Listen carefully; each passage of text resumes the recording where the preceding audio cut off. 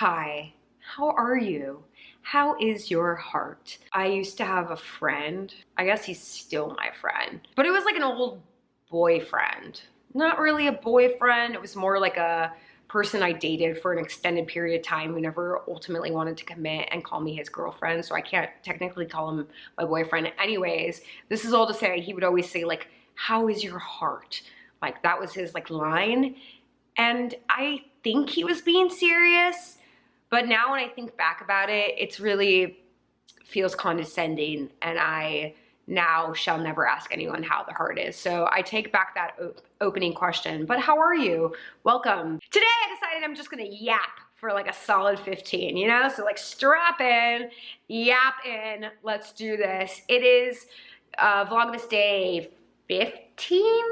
Day 16. It's been some time now. I'm not exactly sure where we are, but it will say in the thumbnail and in the title. But I did have a question for you guys. Did I start Vlogmas too soon? Like, leave it to me, okay? I was around when Vlogmas started, and yet I still am confused about how it's supposed to be. Like, were you supposed to start on actual Thanksgiving, or were we supposed to start the day after? Because in my sub box, I'm noticing other people are doing Vlogmas, and I'm randomly getting suggested random Vlogmases, which is super fun. But I feel like I'm like several days ahead of everyone, so let me know, did I do Vlogmas wrong? And also like, I'm just feeling so happy to be making like consistent content again, that I'm like, can I do Vlogmas forever? Like, I feel like I'm gonna be sad once it's over, which is that sad? You know what I mean? I'm having a lot of feelings here, but I am really like having fun trying different formats. I'm not really good at titling and thumbnailing. I'm working on it, okay? It's only been like 12 years, but you know, I'm still getting my groove on. But yesterday's video was a cooking video, and I really need you all to go watch it because it made me laugh so hard. I genuinely like watched it back a few times, which is that narcissistic?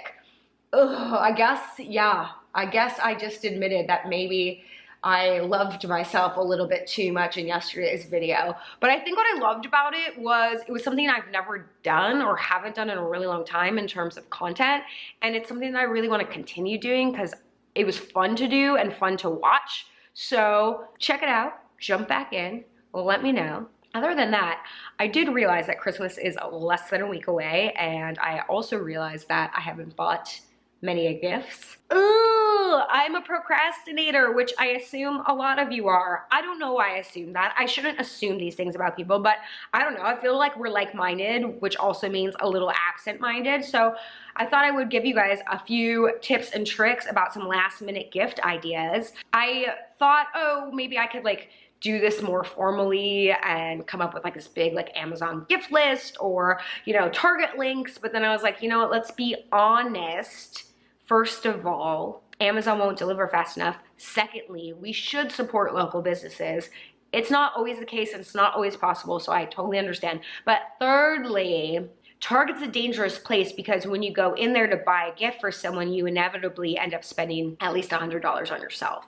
Not that there's anything wrong with spending money on yourself, but I feel like when you're really in a need for some gifts, now is not the time. I have made a video about shopping for kids gifts, and I did end up getting all of those. So I will leave those below in case you are panicked and you really do need like a physical gift. But I thought that I would suggest some non-physical gifts, more experiential gifts that you can get like right now, and I think ultimately end up being like such a nice gift. I know people like to like hold things, like they want to be gifted things, but like most of the time it really is just socks. But instead of that, I think experiences are the way to go. So a few ideas. One, Jeff got me this, and I'm gonna do like an ultimate like what I got for the holidays video probably next week, and you'll see what I got Jeff as well. Jeff did give me ahead of time a few gifts because every time I'm like, oh, I need to go to the store to get coffee, he's like, here, and gives me that. Or like, I need to go to the store to get this, he's like, here. So he seems to know me very well. But he got me a subscription to this company called Misto Box. Their website is mistobox.com. And I think it came from Shark Tank, like it was a Shark Tank company. And it is a coffee subscription, which is really fun if you are into coffee like I am. I love me some coffee. And so basically what this is a subscription box, like any subscription box, but you go on there and you fill out your like flavor profile and what kind of coffee you normally like and this and that. And then you can decide how often per month they send you a new bag of coffee, but it comes from all over the world. It's all curated. It's really cool, and I think it's a really fun way to not only try new coffees, but just a fun way to gift someone who is a coffee lover. This is great. I love this. I'm super stoked about it. I already went in there and like filled out my form. Jeff got me my first bag of coffee, and then he got me a subscription for every month thereafter. But I, like the consumer or the gift giver, nope, the gift receiver gets to like set up their profile and, you know, take it from here. So I think that's a really, really a good idea. I wonder if I do sponsorships, because I'd love to get in on that, but I could see if they're doing a holiday sale for 10% off.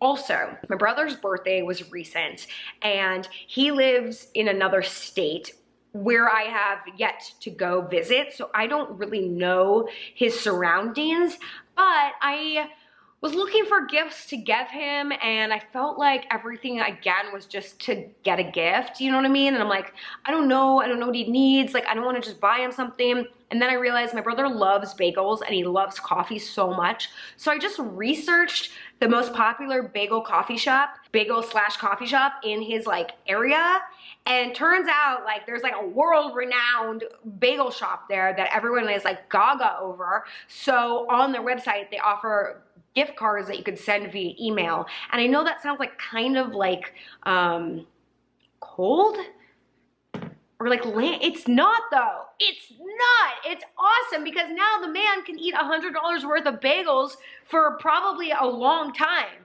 $100 in bagels goes really far. So, you know, I think there's something to be said about like curating an experience for someone. Okay, taking it back.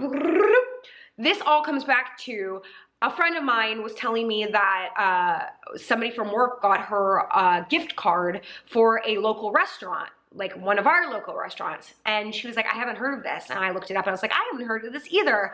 But boy, it looks super duper cute. Yeah, it's great. Let's go. I invited myself in on her gift card. But then the thought occurred to me, which is why I turned on the camera, that like getting someone like a gift card to a cool, a great reviewed like restaurant or coffee shop or some sort of like place where you can put things in your mouth. No. A bar, giving someone money to go to a very specific place, I think is awesome. Gift cards are great, like Amazon gift cards, great. Of course, who doesn't want that? But I think like, especially now because the world is opening up and, you know, we're able to go more places, I think there's something really fun about being like, I have this gift card to the sushi restaurant down the street that we've never been to, but obviously it got good reviews. Like, let's go. Like, to eat or drink on someone else's dime. That's the conclusion. That's where I'm getting to. That's a great gift. That's a great gift. So instead of just getting your like MasterCard, you know, $100 gift card, get them a gift card to a local spot that has great reviews. Is she a genius? Yeah, I think she is. I really do. My feet are so asleep. Or you could do what Jeff did and just get coasters with really close-up pictures of my face on them. He literally was like, should we sell this for merchandise? Like, do you want merchandise? You can sell this. I was like, nobody wants this. Why would I sell this? You know when your feet are asleep so bad that you like literally can't move? You can hardly even breathe. Like if you breathe, it like kicks off your feet even more. Oh, that's what I call content. Another random thing to talk about is I went and saw West Side Story, which A, I got to go into a movie theater, which was really fun. I haven't been to the movies in forever. And B, West Side Story was so good. Okay, I am a snob when it comes to musical theater, like straight up snob. I studied musical theater. I owned a musical theater kids theater. Okay, I'm gonna sit back down, hold on. So I like to fancy myself a little bit of a musical theater guru. So I was a little bit nervous going into this because the original West Side Story was so fantastic. And I also feel like a lot of movie musicals just like are lame. They like don't do justice to the art of musical and or the original like musical that the movie is based on. But I knew that Steven Spielberg was directing this, so I had faith, and I gotta say, it was wonderful. I feel like I have like a few minor notes, which I'll like send to Steven later, but overall, like, wow, the girl who plays Maria is amazing. I don't know, I have to look all these people up. I feel like I'm such an old lady that I don't know who any of these people are, but the Tony was just very attractive, and the Maria was amazing, and the choreography was beautiful, and it's still like, had nods to Jerome Robbins, who was the original choreographer, right? She calls herself a guru. Yeah, it was really, really quite lovely. So I would definitely encourage you to see that if you get a chance. And it was really nice to be back in the movies. We wore like masks, and there was literally like just 6 of us in the movie theater, which was also really fun. And I devoured the popcorn.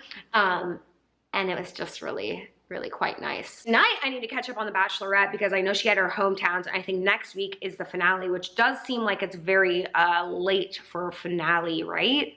The week of Christmas? What a gift. There you go. There's another last minute gift idea. This week, if you missed it also, I did a reacting to your assumptions video, which was you guys are amazing, but there were a few more assumptions I missed afterwards, so I thought I would hit them up right now. Somebody said you're a millionaire. That is absolutely not even close to true.